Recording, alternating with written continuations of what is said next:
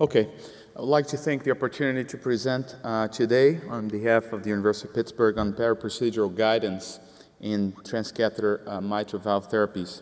I have no disclosures relevant to this talk other than I'm a co-investigator in the COAP trial that was mentioned before. In this recent review by Dr. Delgado, she highlighted what current transcatheter mitral valve therapies are available in the market. And as you can see here, pretty much we are left with the MitraClip, which has probably the largest experience. More than 11,000 patients have been treated worldwide with this technology. And whereas coronary sinus had gained some interest initially, the complications mostly related to compression of the circumflex artery as it passes through the annulus. Compression has developed, has halted the interest in this technology, as well as some other possibilities from the left atrium and left ventricle. So we're going to be discussing mostly here the MitraClip. And as presented before, this is a procedure that is extremely dependent on echocardiography, predominantly transesophageal echocardiography, differently from TAVR, in which you can use a combination of fluoroscopy and TEE. This is heavily on the TEE, and hence we need to review here what's the importance. There are several roles that TEE has on the procedure, the edge-to-edge, or creation of the Alfieri stitch. One is to assess and to quantify the severity of mitral regurgitation, guiding the transeptal puncture. As we will see, there's a specific spot, a place that we need to have it done, alignment of the delivery system perpendicular to the mitral valve coaptation, and the location of the mitral regurgitation jet, alignment of these clips perpendicular to the coaptation, determining the success of grasping both leaflets, which is crucial here, the verification of the clip stability before the release of the clip, and assessing the mitral regurgitation, which can be sometimes difficult with the presence now of the mitral clip, and location of the persistent leaks. And what we ultimately want to create is this double orifice, as illustrated here on this figure of 8. So the delivery, the therapy is delivered via the transfemoral route, ascending through the IVC into the right atrium, crossing the intra-atrial septum into the left atrium, and finally into the mitral valve. This is done through a large catheter that crosses the septum. You see here the grippers that are going to be the ones responsible for capturing the mitral valve. So I thought that would be opportune to demonstrate this in a case that we have done. Is a 79-year-old male that presented with progressive dyspnea, had a prior CABG 10 years before, presented with mild dyspnea on exertion that was progressively getting worse. He had the nuclear SPECT showing a EF that was substantially reduced and a inferior wall scar related to this mitral regurgitation, but no reversible ischemia. He was presented with progressive now class 3 dyspnea on exertion that was resistant to the diuretics. He was already on a good dose of beta blocker, ACE inhibitors, aldactone, and despite of that, still symptomatic. His QRS unfortunately was narrowed, not qualifying for CRT therapy, and he had been admitted already twice over the last 6 months. So again, demonstrating how recalcitrant was this heart failure patient with preserved vital signs.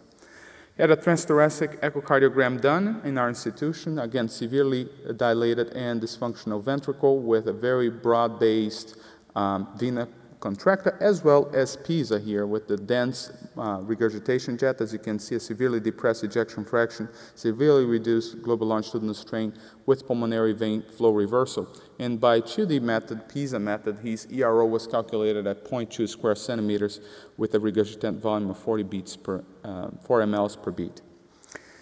As highlighted by the previous speaker, I think TEE before the candidacy is determined is key, because if the patient does not have adequate TEE images, we cannot even proceed. We cannot even talk about MitraClip.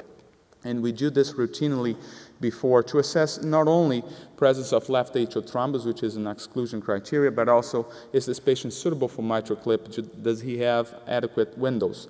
And as you can see here, the mechanism of this mitral regurgitation, very apically displaced, a very poor coaptation between A2, P2, this broad-based jet, pulmonary vein, now systolic blunting, and a very dense regurgitation. And I calculated PISA here by the 2D method of 0.55. 3D, again, shows us a nice mechanism, again, just corroborating what we saw in the 2D, that this coaptation is very apically displaced towards the apex of the ventricle between A2 and P2. And when we see on the bicommissure view, again, this broad-based jet. And one of the things that was highlighted before is particularly the importance of quantification of mitral regurgitation. Here, what we did was using a full volume acquisition with collar. We use a 3D vena contracta method that we can now planimeter this vena contracta, again, 0.65, corroborating again with severe mitral regurgitation. Now, once the mitral regurgitation is defined to be severe, this patient has adequate criteria for enrollment into the trial. We're going to get them to the procedure room and do the guidance for this transceptor puncture. As highlighted in this review article here, we need to have a puncture that is done somewhat posterior, more posterior and superiorly. And depending on what pathology we're going to be addressing, whether this is going to be a degenerative or a functional, we're going to have a certain height from the mitral valve plane. So because in functional mitral regurgitation, the apical displacement of this coaptation point is going to be more lowered. We're going to have a lower height, so 3 to 4 centimeters, versus a degenerative in which there is a flail going up to the left atrium, in which we're going to have a higher height puncturing site. One important aspect here of TDE is the use of biplane that can facilitate, which also can be helped by fluoroscopy, but predominantly by TE. We want it to be somewhat superior and a little bit posterior here to have some arching into the mitral valve, approaching that. Once this transceptor puncture is done, we're going to be dilated the intra-atrial septum. A stiff wire is going to be run all the way to the usually left upper pulmonary vein. We're going to be guiding that, make sure that this doesn't go into the left atrial appendage. Heparinization is started with ACT being kept between 250 and 300. Once this is done, then we have the guide catheter into the left atrium. It's a very stiff guide, and we have to make sure that this does not touch any other important structures, and the cardiac system here is particularly, the left atrial walls, and this is guided also with 3D. It can be done. Once this is the guide catheter is into the left atrium, then we're going to go with the delivery system, the delivering cath system, which contains the mitral clip. And the next step is going to be now turning towards the mitral valve. So turning downwards, we can adjust. One of the important things is to adjust the clip perpendicular to the mitral valve line of coaptation.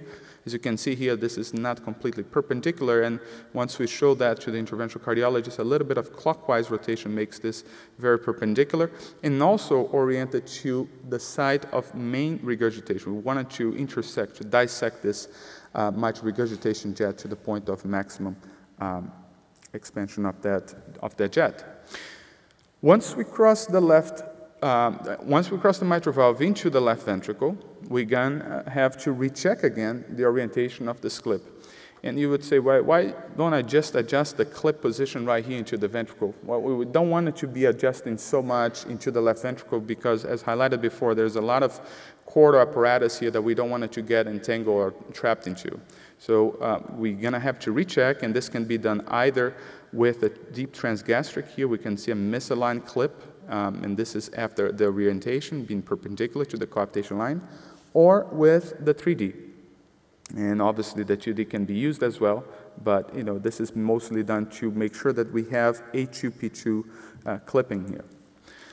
Once this is done, now we're going to be doing the pulling back. So the pull back here with the grips open, we're going to be trying to capture both leaflets. Some techniques, as mentioned before, can be slowing down the heart rate, and predominantly if patients are tachycardic, we're going to try to maximize the time during the grasping that these leaflets can fall into the clip. And here we can see in the fluoroscopy the same aspect.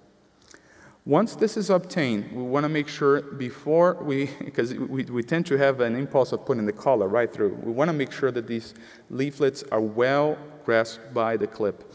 And this is critical here. And we wanted to see this in several views here in the 120, also 90 degrees view, and the 0 degrees, and so on. And then we can close and make sure that the leaflets are completely into the grip system and the clip before we put the collar. Once we put the collar, then we assess the severity of the residual mitral regurgitation.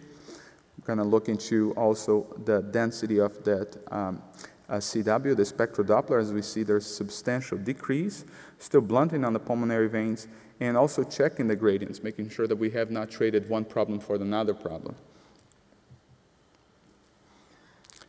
And we can do also that with the 3D, both from the left atrium position, but also looking from the left ventricle up into the left atrium, a creation of this double orifice. If we are fine with that, then we can detach down the clip from the catheter, and making sure when we pull back that we are monitoring this, because now we have a very fine spike, almost like a very fine needle that is going to be into the left atrium. We want to make sure that we retract that properly back into the right atrium and into the IVC. And it's not uncommon that these patients are left with some small ASD. We also want to make sure that we do not use, if patient has a PFO, we don't want it to use that PFO, not only because that is going to displace the puncturing very anteriorly, but it's not going to be very stable, and you're going to have a lot of trouble into manipulating the device and delivery catheter system. This patient had a follow-up a month later, and you can see here on the short axis view this figure of 8, a substantial reduction on the mitral regurgitation. His ejection fraction was already better by that time, and most importantly, he was feeling much better. Diastolic function also, now he's back to stage 1, and with the pulmonary vein very favorable here, and no pulmonary hypertension. But this is not always a success story. Sometimes, as you've seen in a few of these patients that have very dilated functional mitral regurgitation, you almost have a what we call whack-a-mole in the United States. You hit the main jet, and then now the jet is split now in 2 others. So you're going to chase the lateral, you're going to chase the more medial one. For instance, here the A2P2 was grasped, and then we have a jet that is going to be more medial now, going to be between A2 and P3. Put a second clip there, and there was some reduction, and the patient gradient was not substantially increased. But sometimes one clip is not enough, and it's not very common that we have, particularly with degenerative, more than one clip to be placed. This acute procedural success, as was highlighted by the previous speaker, is something that has been shown to be quite important and also associated with the learning curve. The more you do, the better you become. The success rate has increased as the years went by, and the success also delivered by centers that have done this with more experience. The acute procedural success has also been associated with outcomes in this recent paper, whether we look into all-cause mortality or heart failure hospitalizations. Those patients that have acute procedural success in the procedural room are going to do better, and this has been related to meeting having experience meeting the Everest 2 criteria, the verification of this leaflet attachment, the procedure verification of MR improvement in the absence of pulmonary hypertension. The topic also asked me to cover some of the complications that can occur. One that we saw is related to the persistency of mitral regurgitation. Some other ones, a pericardial effusion tamponade can occur, a thrombus formation in the mitral clip, a partial clip detachment, some arrhythmias that can occur, and entrapment and persistent ASD. This is an example of some chordal entrapment. As we highlighted before, we don't want it to do too many movements once we're inside the left ventricle. This patient was attempted to have a second clip, and some entrapment was done. Patient came up with severe mitral regurgitation, requiring some vasopressors immediately, and he did fine afterwards with the second clip. A single leaflet device attachment is also another concern. This was a very proactively done by Abbott. They released the instructions for use in the United States in 2008, guiding how this grasping should be done, making sure that the leaflet insertion was appropriate. And as we can see here from the Everest 1, 10.9% reduced to 6.3%, and now down to 3%. And this continues to improve year by year. 2012, now we have down to 1.4%. And particularly, most of these patients have no effects. Some of these patients will have to have a second clip, and a few of those are going to have surgery. In Europe here, Dr. Mazzano has published in the Access EU, showing that we had single leaf device attachment in about 4.8%, mostly occur in 6 months. And The trend is that with the experience and improved knowledge of this technology and image guidance, the risks are going to be decreased. It's particularly using live 3D and X-plane features, making sure that we have appropriate scanning of these leaflets before the clip is detached. So a little bit short here in conclusions, ladies and gentlemen. Good communication between the echocardiographer and the interventional cardiologist using the same vocabulary and anatomical landmarks is key to decrease these maneuvering errors and improve the procedural efficiency. 3D and biplane echocardiography are of paramount importance of this procedure, which is mostly and mainly echo-based, and relying on the standard number of views. We don't need to be fancy here and showing 3D all the time, but to rely on the views that the interventional cardiologist is going to be familiar and be choosing them to guide through the procedure. The verification of adequate leaflet grasping and MR reduction should be carefully assessed prior to the mitral clip deployment. And we hope that with the ongoing COAPT and ReShape trials, we can hopefully establish this is an adjunctive treatment strategy for symptomatic patients with severe functional and ischemic MR who are already on optical, medical, and device therapies. Thank you very much. Thank you, and we appreciate your finishing on time. This is open for questions. You showed this case with reduced LV function, inferior wall infarction, and you mentioned that after mitral clip placement, the ejection fraction improved. Mm-hmm. If you take a similar patient and do mitral valve replacement, their LV ejection fraction will get worse because you no longer have the high compliance atrial, mm-hmm. Where you're ejecting half of your blood and you're now ejecting it against the arterial load. Mm-hmm. So how do you explain better ejection fraction after reducing the amount of mitral regurgitation? That's a good point. I mean, it could have been that during the procedure, the patient also went through some perturbations of the mitral regurgitation. His LV dysfunction was probably worse during the anesthesia and everything. This was full-blown anesthesia. But, most importantly, and I agree with your point, mitral regurgitation tends to deter the closure of the mitral regurgitation or fixing the mitral regurgitation tends to come with a price, with a reduction of ejection fraction. But most importantly, this patient was feeling better, and as you can see by diastolic function, by all the multivariate parametric Doppler assessment. So it might be that in certain patients that, are, and that's what we hope with the COAPT. It's going to take some time in the U.S. before how many patients have been enrolled. In the United States, we have about 17 patients or so. And, this becomes very difficult because it's a trial that is certainly needed. We need to have an answer for these folks. But, the way it's designed, it's very nice because the patients have to have failed medical and device therapies. All of them, if they meet criteria for CRT, they should get CRT. But it's going to take some time for us to get the answer. There's a question. Please identify yourself and then ask the question. Can we activate that microphone, please? Okay, there. De la Baisse from Lausanne. Can you precise a little more what is an adequate leaflet grasping? How do you measure the amount of leaflet grasped in a clip in order to prevent further detachment? Yeah, that's a good question, and this is on the eye of the beholder. We tend to use several views. So as I shown you before, we go from every 30 degrees increment, so from 0 degrees, 30, 60. We want to make sure that we have at least 1.5 to 2 millimeters within the grasping system, and making sure that this device, the mobility of the device as well, is not too much. So it's usually done on a visual assessment. We use 3D mostly to verify the position, but not so much to make sure the device, the leaflets are within the grasping system. Did you try to measure the leaflet length before and after grasping?